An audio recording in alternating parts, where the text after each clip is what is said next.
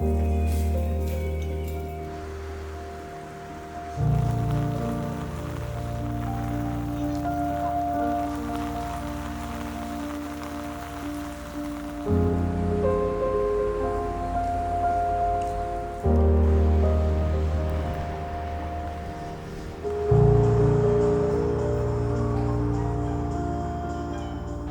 you can recognize this. I just arrived in Kyoto, where I will stay for 2 days shooting with the new lens from Thypoch, the Ksana 35mm f2. It's a manual lens, and I won't pretend that I know a lot about manual lenses because that's not something I use very often, but they offered me this opportunity, and as you know, I love the 35mm focal length. So yeah, I thought it could be a fun challenge. I think it will force me to adapt a bit my shooting approach. And it's funny with manual lenses because at some times you can use a low f-stop, maybe f4, f2, play with a shallow depth of field, and take the time to make sure that you have the thing you want in focus. But at other times you can use f8, f11 and use a more like zone focusing technique where you have everything set up and basically you just have to snap around and be super reactive to what's happening around you, and it's even quicker than autofocus. So yeah, you have these two possibilities with manual lenses. So I will probably have fun with both approach in these 2 days. As you can see, the weather is not so good right now, and it's a bit of a shame because this lens is brand new, but they put a special coating on it that replicates a little bit what you can get with vintage lenses. So you have the advantages of having a brand new lens that works properly and that has no fungus inside,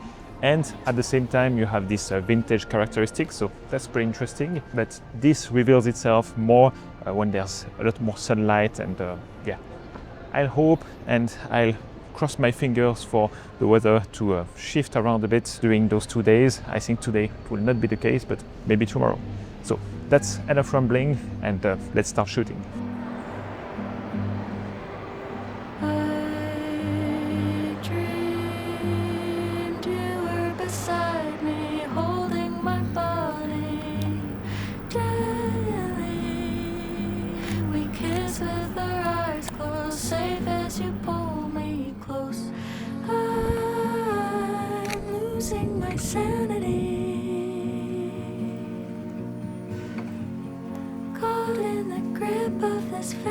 I forgot to mention that this lens is made for the Leica M mount, and I bought an adapter to pair it to my Sony camera, and I opted for the A7 IV this time because it is a small and compact lens like I like them, but it's very dense and it has very good materials, I guess, inside. It's very solid, so it has a bit of weight to it, which pairs a lot better with the A7 IV. Also, you have the adapter here that with the A7C II and the smaller grip, the part of the adapter can kind of squeeze your fingers between the grip and the lens, and on the A7 IV is a lot more comfortable. So that's the camera I went for, and it's just a pleasure to use this camera again, because after using the Fuji X106 and also the A7C II at some point, these like small cameras, it's good to have something that has more grip, a bit more weight. So yeah, I'm looking forward to use this camera for the next 2 days.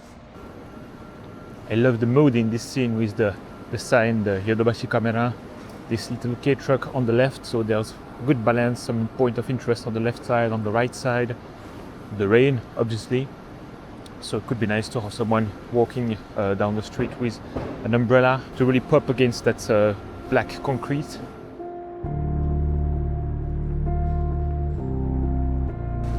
It's kind of funny how this izakaya is just surrounded by parking lots. I guess maybe in the past there was other buildings that were destroyed, and now they made a parking lot. It's kind of the last survivor, and it stands out properly and works well with this kind of weather, with this moody light.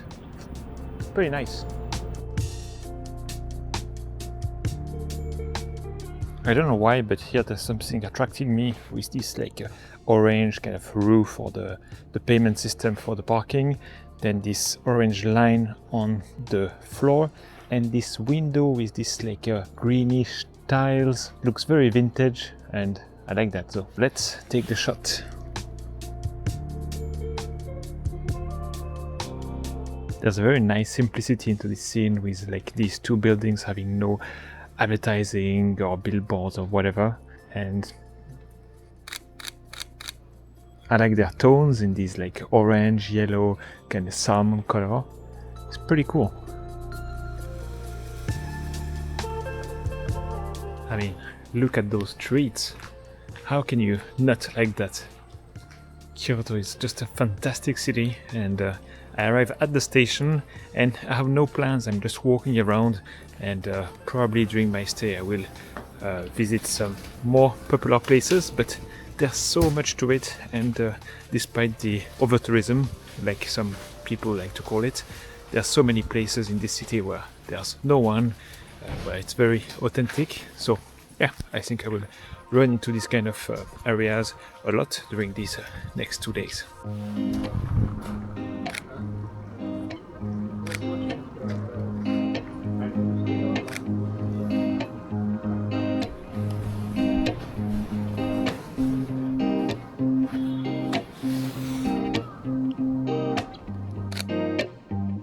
I think it is really the ideal scenario now because it is raining. It is a very light breeze that is not stopping, but it is enough for people to be using umbrellas that look cool in photos, but not enough for me to be worried about my camera and my lens. So I don't have to use an umbrella. I can shoot like this, just put my cap on, and I'm just ready to shoot.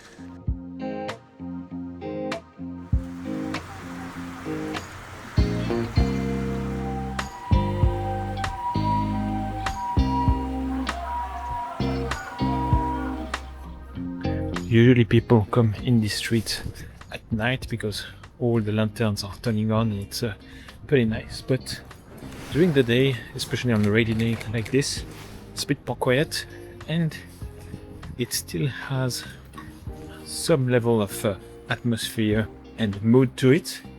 So yeah, I was not planning on coming here, but it was on the way, so why not?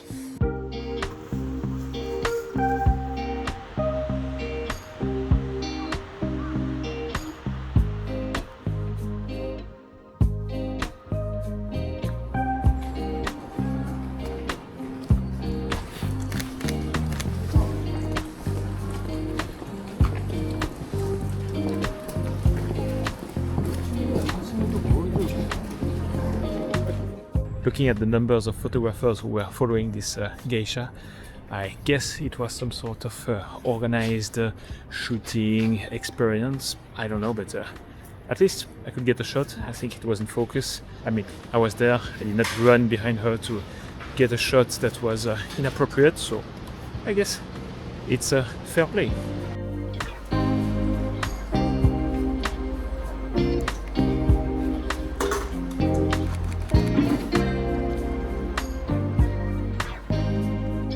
I kind of like the zone focusing approach where you can really react to anything interesting happening around you, but as you can see now it's still very overcast, so it's hard to have a decent enough shutter speed while shooting at f8 or something, so my ISO is going to the roof. But yeah, it's better to have some grain than a blurry shot that cannot be used.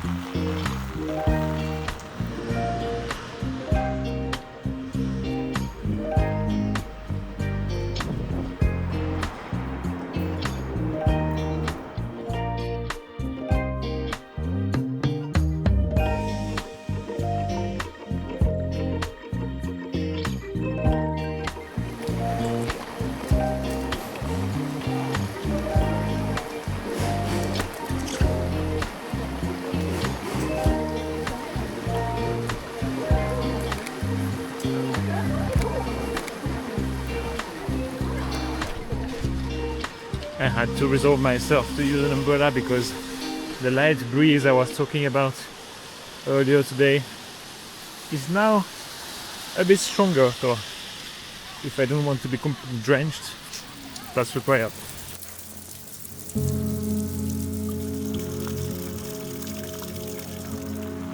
It's really coming down right now. There's no light breeze anymore. Proper rain.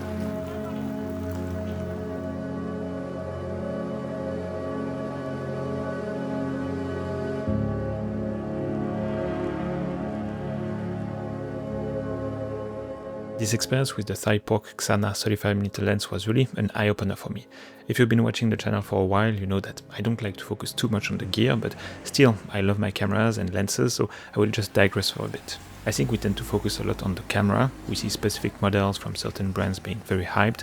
There are some valid reasons for that, and also some that are totally unjustified, but I'm not here to start the debate. What I'm noticing more and more is that the camera is really just the tool that will define a lot of the shooting experience, so how it feels in your hands, how many buttons there are and how you can customize them to your liking. A camera is here to create comfort and readiness while you're shooting, or sometimes sacrificing some of it to be lighter or just more stylish. But in the end, the camera nowadays with their modern digital sensor has so little impact on the final look of your images. They are just capturing light that go through a lens. And that lens is the thing that has a lot more to do in terms of creating a specific look. It's the lens that is responsible for the sharpness, the clarity, the contrast, and also some of the colors in your final image. Then you also have the flare, the vignetting, and some lenses have a swirly bokeh and other of these like quote-unquote defects that can really give a specific look to your images. I would say that so far I've been a photographer who wants a lens that is comfortable to use, not too heavy, and that performs well to give me kind of a blank canvas for me to edit in post, but playing with this 35mm Ksana lens is really waking up my curiosity towards these vintage and character lenses. They can really give you a specific look that you just cannot achieve in post. You can only get that in camera, although this expression tends to understate the importance of the lens, so maybe I should say in lens. Yeah, not so sure, but I guess you get the point. I didn't think that I would enjoy shooting with this manual lens so much, and not to mention the results. I really love the images coming out of this, so I think this little lens will stay in my kit and be part of my rotation. So if you're curious and want to try it out, you'll find a link in the description, and thanks to Thypoch for making this possible.